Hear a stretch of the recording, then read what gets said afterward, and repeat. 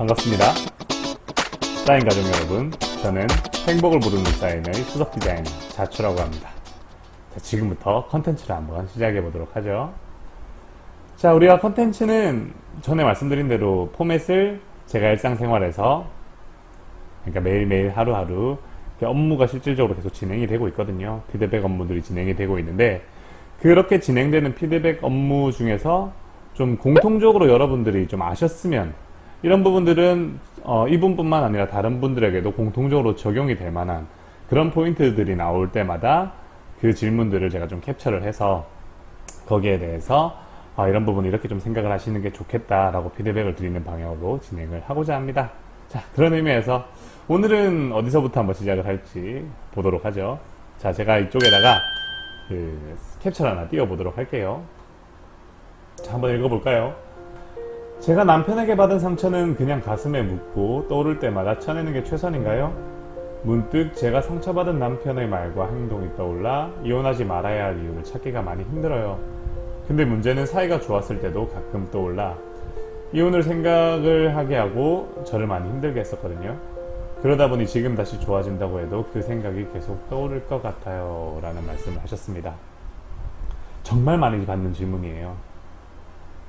왜 이런 질문을 자꾸 받게 되냐면, 그러니까 부부 관계에서 좀 관계가 틀어졌을 때 일방과실은 존재하지 않는단 말입니다.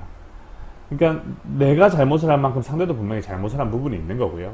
내가 상대에게 상처를 줬다면 상대 역시나 나에게 어느 정도 상처를 준 포인트들은 분명히 존재를 합니다.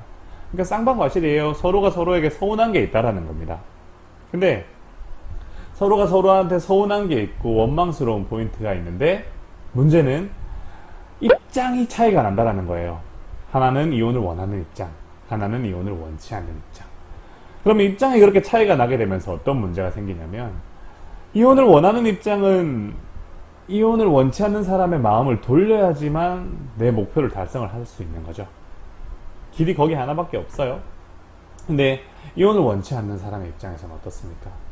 자신의 마음을 돌리기를 원치를 않죠. 그리고 자신의 마음을 돌리기 위한 노력도 그냥 봐주고 있기가 매우 힘든 상태입니다. 왜냐면 지난 시간의 상처로 인해서 나의 결혼 생활은 불행하고 내 결혼 생활이 불행하기 때문에 이 결혼 생활로부터 탈피를 해야 되고, 탈피를 해야지 비로소 나는 행복해질 수가 있다 라는 믿음을 강하게 가지고 있는 상태이니까요.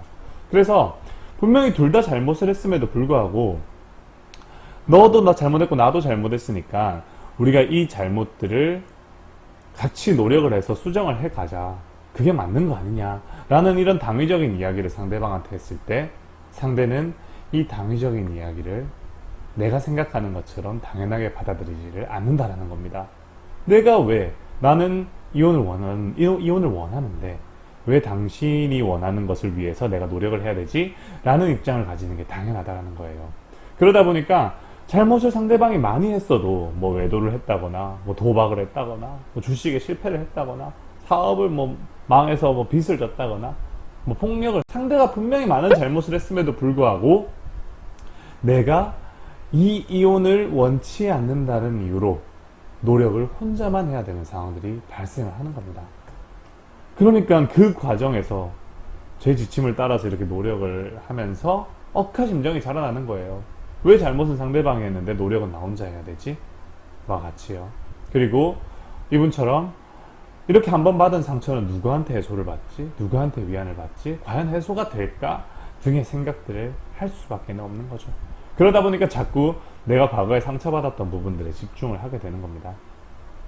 자, 그래서 이 위에서 질문은 보면 자기가 받은 상처는 이렇게 쳐내는 게, 매번 발생할 때마다 무시하고 외면하는 방식으로 쳐내는 게 정답이냐라는 질문이었지만, 저 질문에 대해서 바로 대답을 해주기에 앞서서 과연 내가 그러한 나에게서 올라오는 상처들을 감내해가면서 견뎌가면서 노력할 이유가 있을까? 라는 부분에 대한 답부터 스스로가 찾으시라는 말씀을 먼저 드리고 싶습니다. 왜냐면 내가 이게 노력이라는 건 가벼운 게 절대로 아니거든요. 특히나 내가 과거에 상처를 받았음에도 불구하고 그 상처를 딛고 일어나서 노력을 하겠다? 그것도 억울함을 느껴가면서 나 혼자만 노력을 해야 될 상황이 아닌데도 불구하고 그런 노력을 하겠다?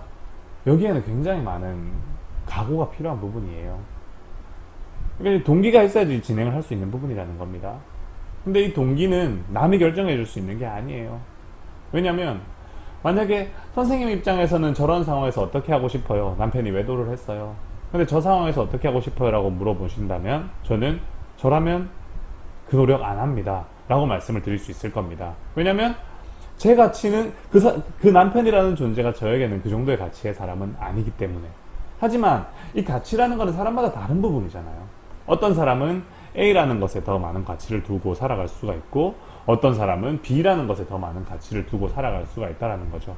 그렇기 때문에 오로지 제 가치만을 중점으로 두고 그 가치 잣대에서 가족님들에게 이쪽 방향으로 가는 게 맞다, 옳다라고 주장을 하는 것은 좀 편협한 시각, 그리고 좀 이기적인 생각이기도 하고 폭력적인 생각이기도 하기 때문에 이 부분에 대해서 가치 판단은 스스로가 좀 하시라라는 차원에서 늘 가치 판단을 하시도록 도움을 드리고 있고요. 유도를 하고 있습니다. 자, 그런 입장에서 해보셔야 되는 거예요. 내가 이런 억울함을 딛고서라도 노력을 할 만큼의 가치가 이 사람은 있는가?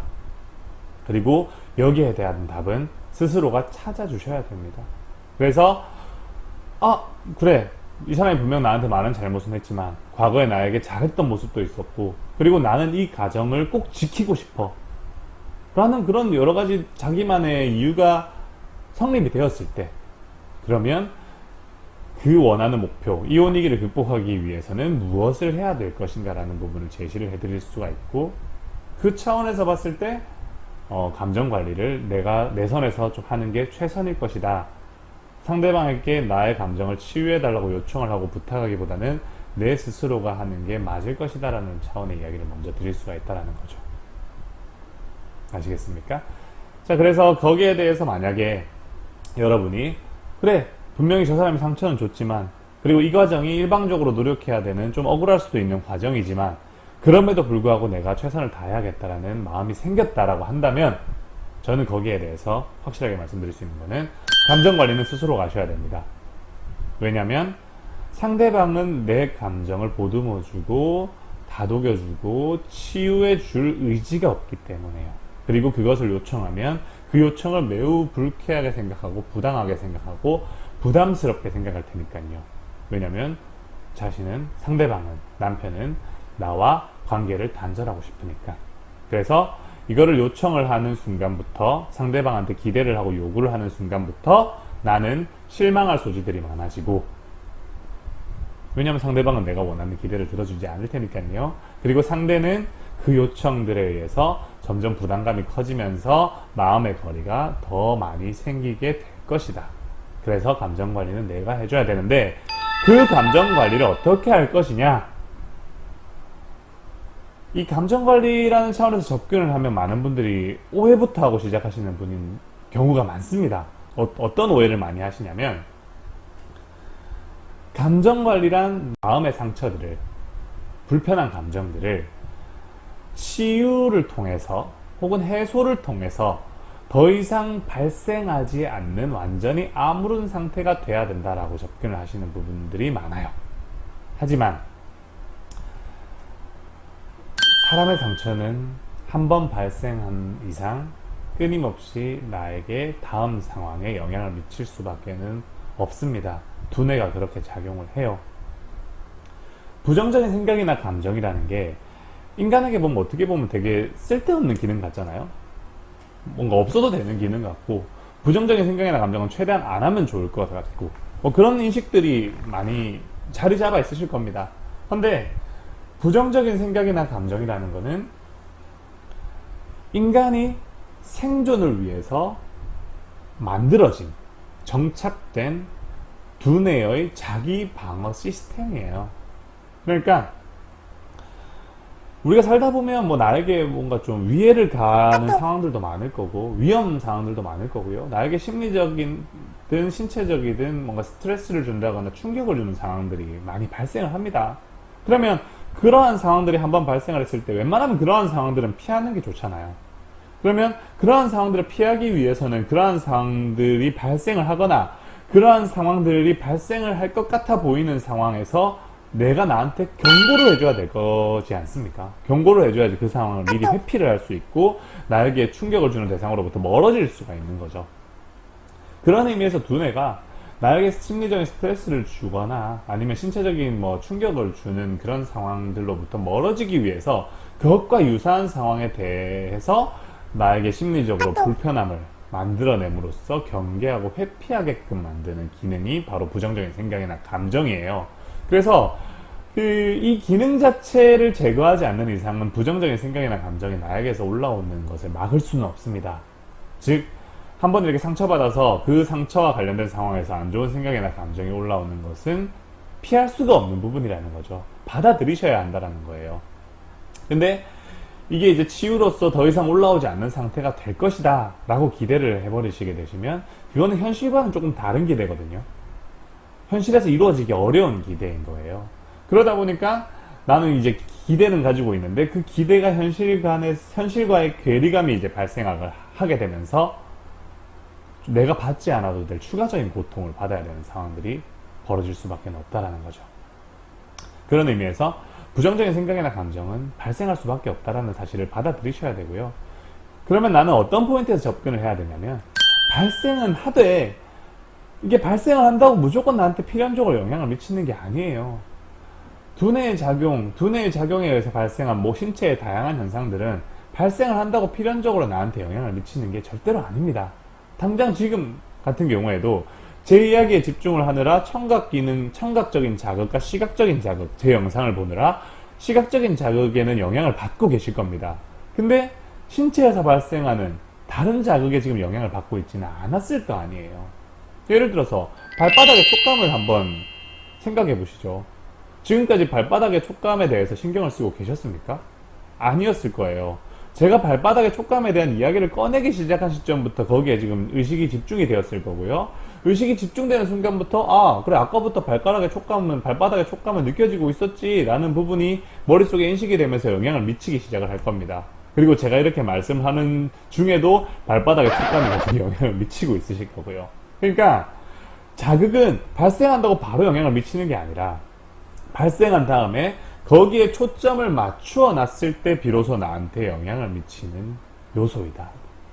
즉, 부정적인 생각이나 감정이 발생했을 때도 내가 거기에 영향을 받지 않을 수도 있다라는 거죠. 영향력을 줄일 수도 있고 영향력으로부터 탈피할 수도 있다라는 겁니다. 그 영향력을 탈피하는 노하우가 가족님이 말씀하신 것처럼 제가 피드백을 드린 부분이에요. 가족님이 말씀하신 것처럼 부정적인 생각이나 감정이 발생할 때마다 거기에 집중하지 말고 내가 의도한 다른 지점에다가 집중할 수 있도록 하여라. 이걸 쳐내라고 말씀을 드리는 거거든요. 외면하고 중단하고 끊고 하는 방식으로요. 그래서 물론 이제 저거를 의지로만 진행을 할 경우에는 좀 많이 힘이 듭니다. 거기에 맞춘 이제 기술도 있을 거고 훈련법들도 있을 텐데 기술이나 훈련법에 대한 이야기들은 좀 이제 서로가 피드백을 주고받아가면서 트레이닝을 형태로 진행을 해야지 습득이 가능한 부분이기 때문에 제대로 습득이 가능한 부분이기 때문에 논외로 하고요. 어찌되었든 내가 이제 방향을 잡을 때는 부정적인 생각이나 감정은 나에게 계속해서 올라올 수밖에 없다라는 사실을 받아들이셔야지 현실과 기대에 따른 괴리에 의한 추가적인 고통을 안 받을 수가 있고 그리고 발생했을 때 발생한다는 사실을 받아들인 상태에서 발생한다고 무조건 영향을 미치는 게 아니다. 발생한 다음에 이 영향력으로부터 최대한 빨리 벗어날 수만 있다라고 한다면 이 부정적인 생각이나 감정이 내 인생에 발목을 잡거나 내 인생을 매우 피곤하게 하는 일은 예방을 할 수가 있을 것이다 라는 부분을 기억해 주시는 게 좋겠습니다. 그러니까 지침을 따르는 것도 되게 중요하지만 하지 말아야 될 행동을 하지 않는 게 더욱더 중요하거든요. 한 3달 정도 막 내가 지침에 따라서 체계적으로 노력을 했다가도 하지 말아야 될 행동, 매달린다거나 아까 말씀드린 것처럼 막 상대한테 부정적인 감정을 폭발시킨다거나 하는 식으로 좀 감정에 이끌려서 행동을 해버리게 되면 지난날의 노력들 자체가 물거품이 되어버리기 때문에 부정적인 생각이나 감정을 하지 않는 게 더 중요하다. 그러니까 하지 말아야 될 행동을 촉발시키는 부정적인 생각이나 감정을 스스로가 좀 관리하는데 최우선으로 노력을 하는 게 가장 중요하다라고 할 수 있겠습니다. 오늘은 여기까지 하는 걸로 할게요. 들어주셔서 감사합니다.